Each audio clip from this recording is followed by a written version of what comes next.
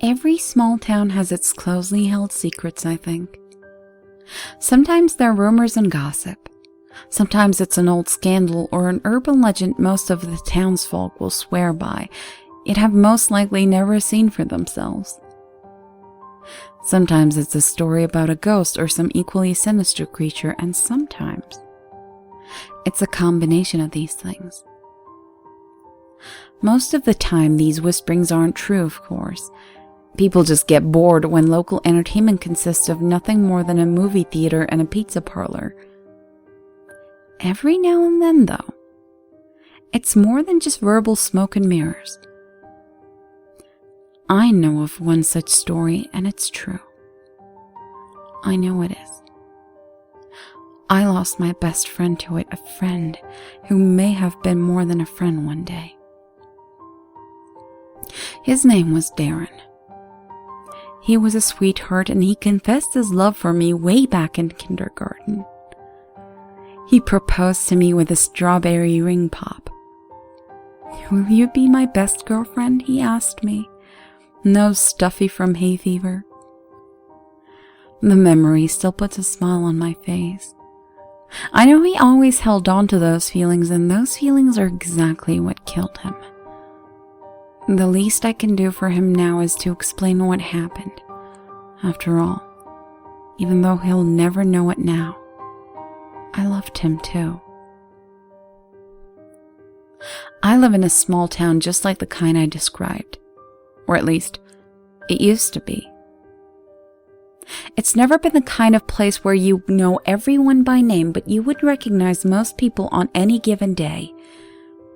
For whatever reason, the population has grown quite a bit in recent years, and more unfamiliar faces move in all the time. This place used to be quiet and cozy, but the modern world eventually made its way here. A lot of big franchises have set up shop too, and landscaping contractors from neighboring cities paved over many of the familiar landmarks to make room. The locals didn't like it, of course, but the mayor found the good of the state economy well worth the sacrifice of our personal history. They tried to soften the blow by saying it was for a better future for the children. Still, when all was said and done, no remorse was shown and no apologies were made. The renovations that stirred up the most outrage were usually sentimental places. They chopped down quite a few trees older than the town itself. A few abandoned farmlands which once belonged to founding families used to stand at the rural edges. The properties were turned over to the state after old handlers passed away and no next of kin stepped forward to claim inheritance. They were sold off and demolished. One site in particular raised a stink among the local schools.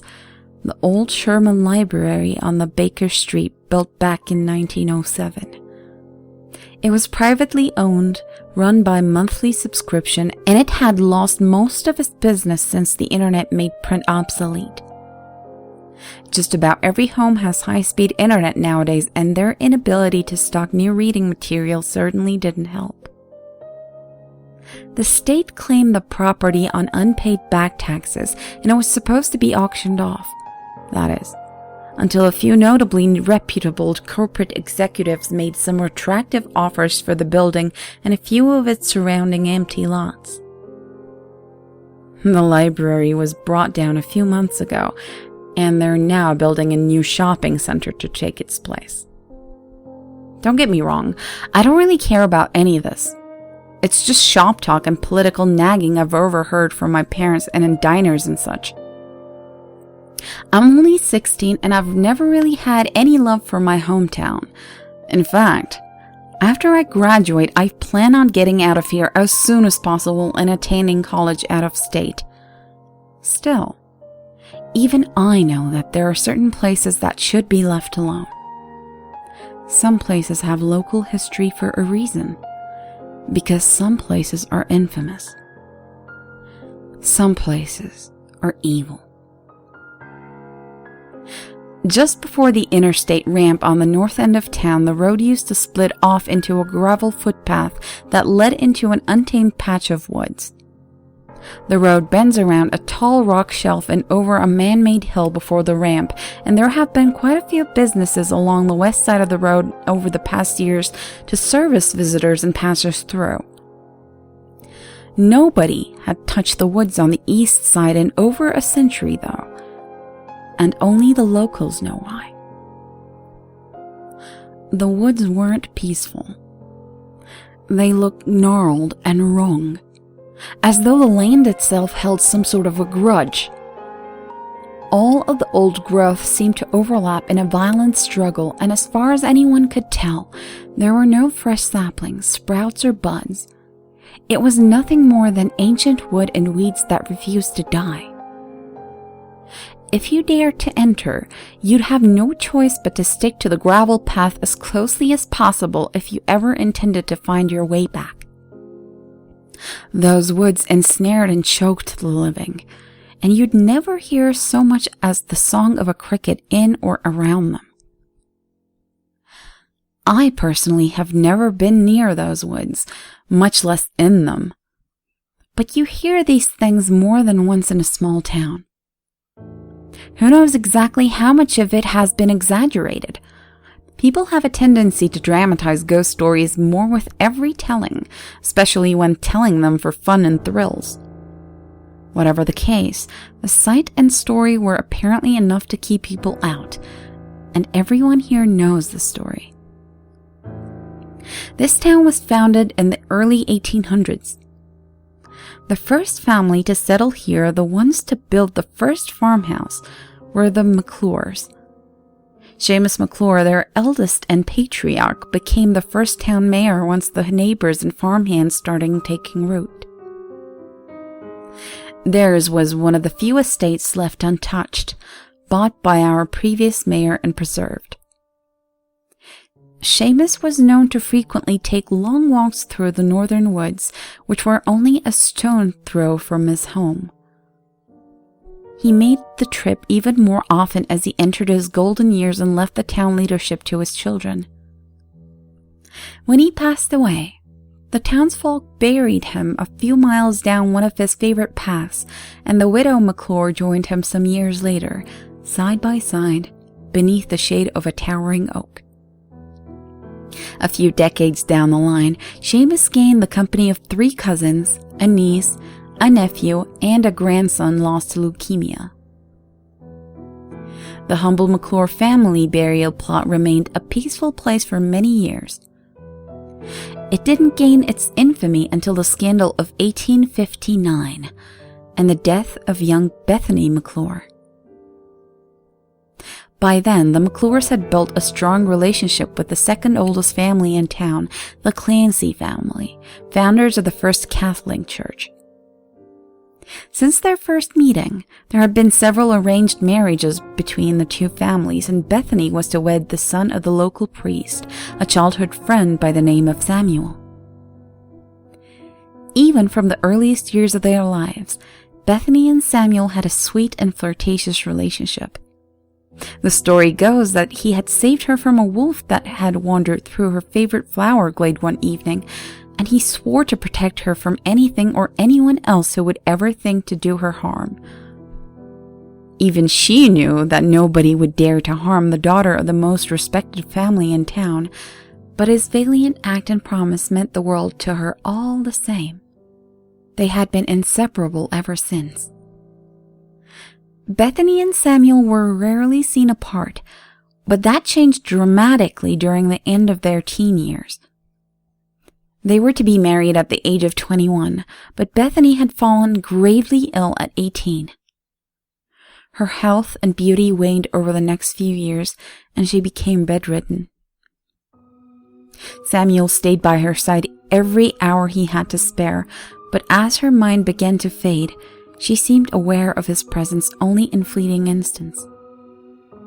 A few times, as though in a haze of dementia, she even forgot his name. Those may have been the first moments that turned his heart. Samuel's visits grew shorter and less frequent over time, and his mood changed. His concern turned to depression and resignation, which turned to impatience, and eventually to resentment. He wished to be a married man, married to her, and he had staked his happiness on it. In his eyes, she had abandoned him. He began to see his daily visits as a burden, and he made the minimal effort only out of some unspoken responsibility to his family. On Bethany's 21st birthday, Samuel had finally had enough. It became clear that the wedding would never happen, and in a fit of anger, he admitted to having lost his love for her long ago. He admitted that he had been seeing another girl for the past year and that he intended to propose to her later that evening. He confessed that he didn't care about tradition, that he wasn't about to sacrifice his happiness for it, and that he would be leaving the town with his new bride-to-be as soon as he could. Hurt and distressed, Bethany begged him to stay. She said that she had accepted her death months ago, and she only held on as long as she had because she wanted to spend every moment that she could muster with him. She declared her love for him as though it were the first time she had ever done so, but Samuel would not listen. He expressed his hatred for her and his grudge for tying him down in misery for so long. Before Bethany could utter any word, he stormed out of her bedroom. Still, in spite of her failing lungs, she yelled after him. She promised that she would not allow him to leave, and that she would not die lonely and unloved. Bethany died that night. She was buried the following morning. Samuel did not attend the funeral, nor did any of the friends with whom she had lost contact since she fell ill. It was a small, somber affair. Her ex-fiancé had also made good on his promise. He proposed to his new love that day, and she accepted. They planned to leave the town within the week, but it never came to pass. Several nights later, Samuel disappeared without a trace, having left behind an open half-packed suitcase on his bed and his engagement ring left atop of a stack of folded shirts. He was never heard from again. That's the end of the official story, the part to which the local authorities and the families involved will admit. Those in the know have remained tight-lipped for over 150 years and remain so even now. Still, over time, enough whispers passed around to spell out the secret, more sinister details. Those would be the details that kept locals away from the woods and far away from the McClure burial plot. Though the search party found nothing, the story goes that he was found sometime later in the least likely place imaginable. They say that Bethany's mother turned in the spring to visit her daughter's grave, and the soil had been disturbed, though it didn't appear that any shovel had touched it. Rather, the ground was upturned and cracked, freshly moist and black visible beneath the topsoil left cold, hardened, and grayed from the recent winter chill. It appeared as though someone or something had attempted to claw its way out rather than dig its way in. In fact, from the look of things, the unknown thing had nearly escaped. Reluctantly, Mrs. McClure had the coffin uncovered. The idea of disturbing her daughter's rest brought her to tears, but she had to know if the grave had in any way been desecrated. Unexpectedly, they found the coffin nailed shut, just as it had been the day of the burial, but it wasn't thorough enough for Mrs. McClure. She ordered the coffin to be opened, and therein lay a chilling discovery that haunts the family in the town to this day. Where there had once been one corpse, there were now two. There, with an expression of horror frozen upon his face, lay the missing Samuel Clancy trapped in the late Bethany's loving embrace. I wish that I could say that's the end of the story. I wish that I could say the forest was officially closed off to the public once and for all. Unfortunately, the government doesn't like to endorse ghost stories and urban legends. So the people here just stayed away, took the story to heart, and kept the whole thing secret from the outside world as best as they could. Even so, there were bound to be at least a few too curious for their own good, and there have been.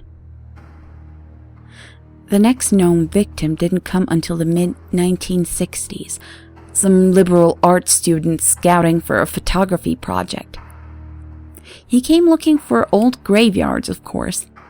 The whole town suggested the new Clancy Cemetery on the south side, the only burial plot used for traditional locals since the incident.